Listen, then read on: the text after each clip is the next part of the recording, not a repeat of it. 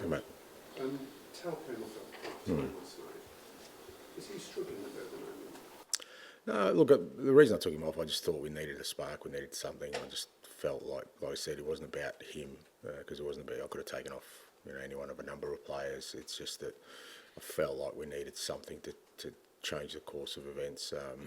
Look, he came in a really tricky time for us in that I think it's different if he had been playing regularly and sort of jumped in, but he's kind of been trying to build up his fitness, but at the same time we've been putting him out there pretty regularly because of our lack of options. And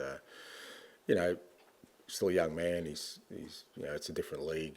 There's different demands on it, and certainly at the moment we're not sort of in our best moment like last night where he's going to get loads of chances.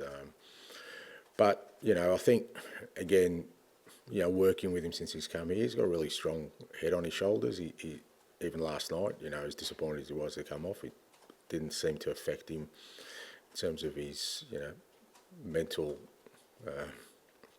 kind of aptitude to deal with it and get on with it and try and make an impact in the best way he can.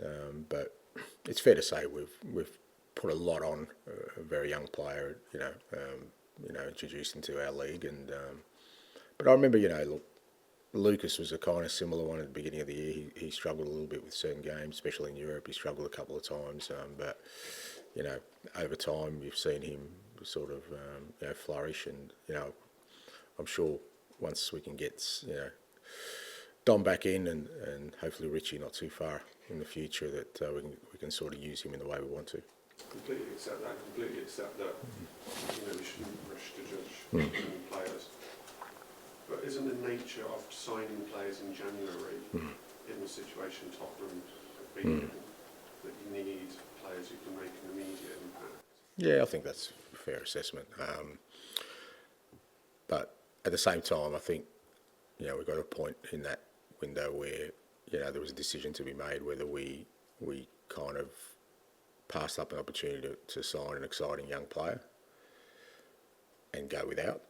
That was the reality of it. Or, we commit to bringing another young talented player to the football club. Like I said, he hasn't made the impact that, he probably wanted to. But again, I think the circumstances of where we're at, I think it would be unfair to put that on his shoulders. I think he's done as well as he possibly can.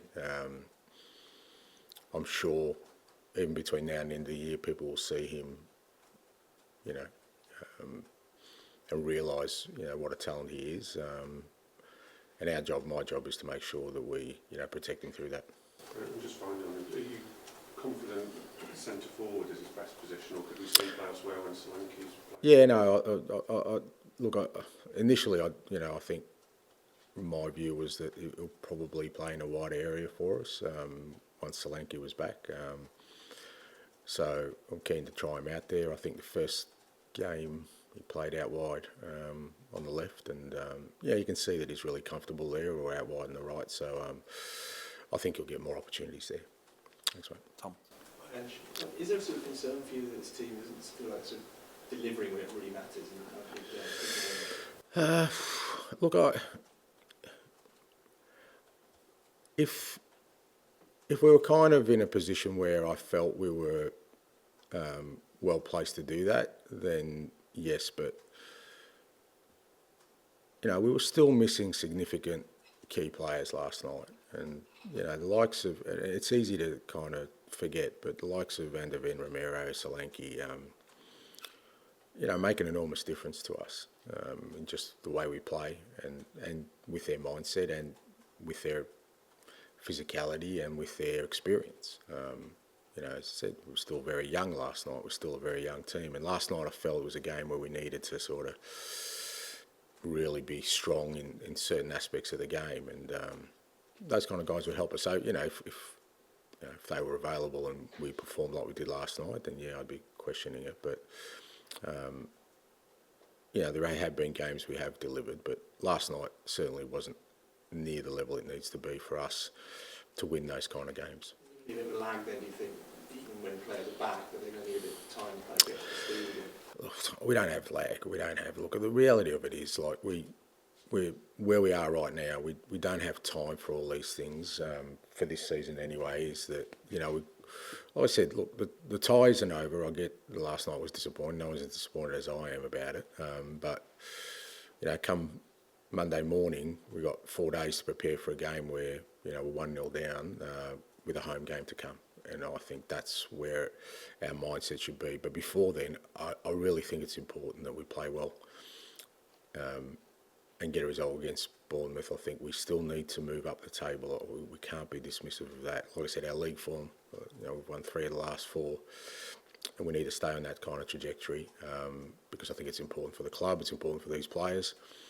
But certainly getting those kind of players back, I think, will help us enormously in dealing with sort of some of the situations we had last night. I think a lot of people would agree that the tie is clearly not over, but also people would probably look at that match and say, can't really see this Spurs team beating good European teams in the next 3 or 4 rounds to win the tournament. Yeah, well, I guess that's an assessment people can make because, like I said, they'll always pick a point in time to make that assessment. If you make that assessment, after some of the other games we played, well, I know we lost against City, but in the second half, if we play like that, I don't think there are many teams that will be able to stop us. But kind of be relevant. I think people will make their assumptions on what happened last night and kind of take that as a reference point.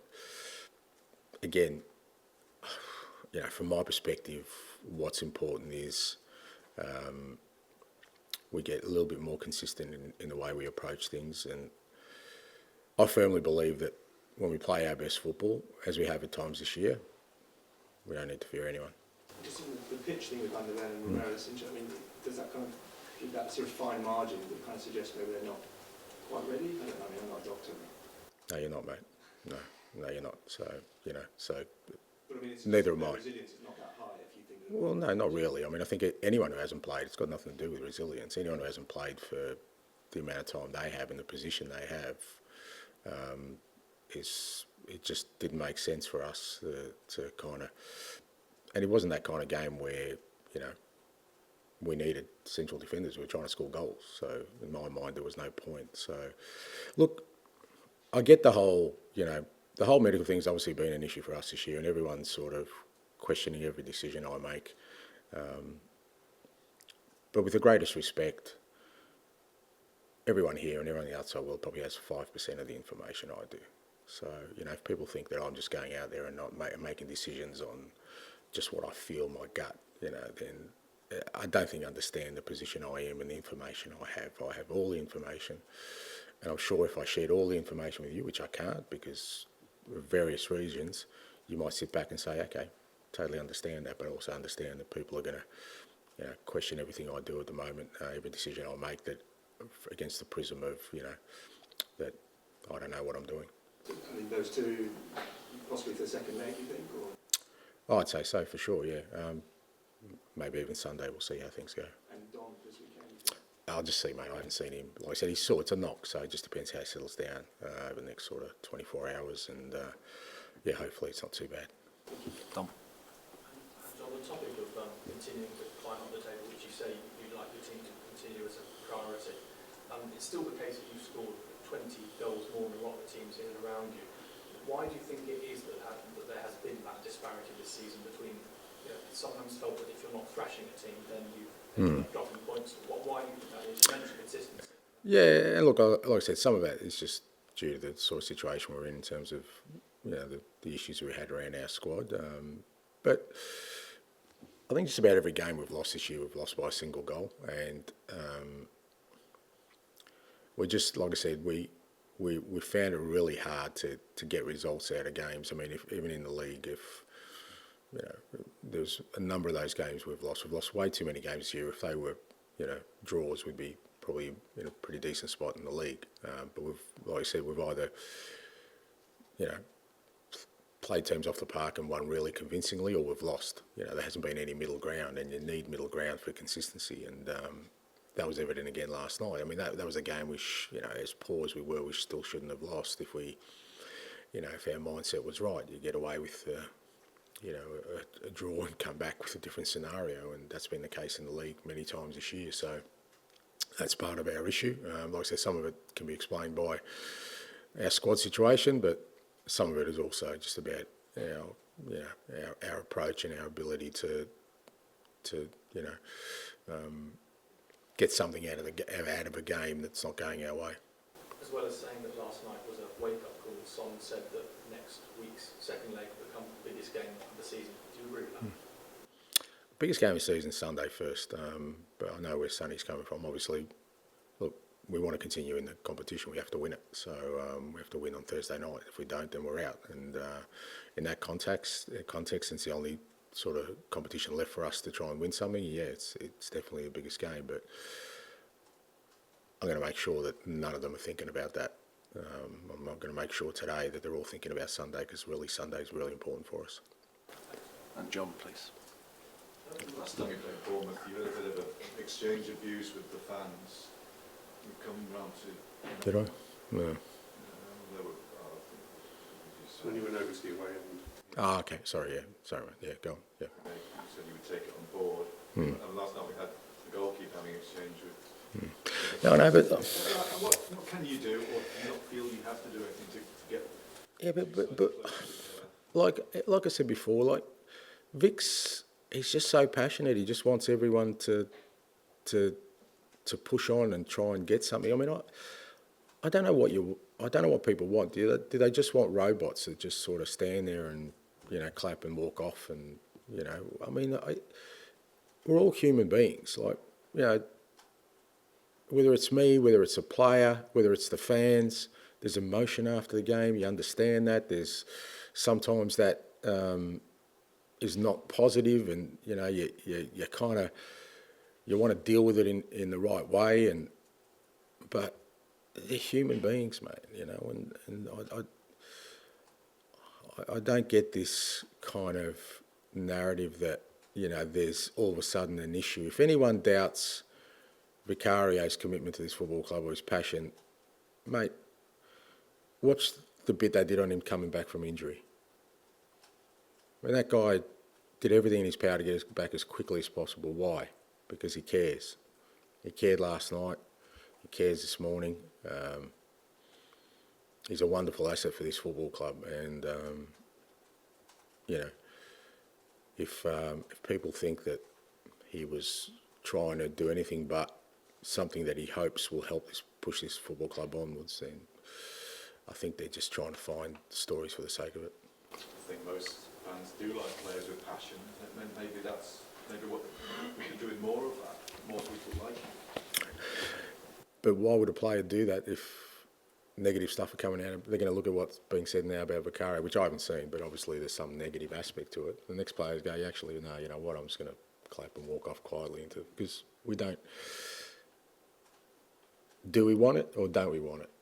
That's the question, because as soon as a player shows emotion, it's like, okay, how can we put a negative spin on that? Oh, there's a problem between Vicario and the fans, or Vicario this or Vicario that. And, you're going, well, if I was a player, I'd be going, well, I don't want any of that. I'll just slinker off down the touch line and into the tunnel, and then no one will say anything. So.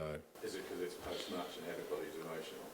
Well, I reckon that's it. Emotional. Well, you're a different person, really, aren't you, after a match? Well, yeah. Well, I think we all are, aren't we? I mean, I'm sure you're passionate about something. I mean, if you write a crappy article and, at the end of it you go, I got that totally wrong, and I came up to you straight afterwards and said, how you feeling? You're okay? And that was a terrible article. You go, yeah, no, it wasn't great. No, I reckon you'd react in the same way. Like I said, we forget sometimes we're all human beings, and I will always, people will be never in any doubt about how I feel. I just think, what's the point of hiding? And some people won't like it, other people will. It's just, but you've got to be yourself, and that's all Vic was doing last night, was showing people who he is, because what he showed out there is what he showed in the dressing room.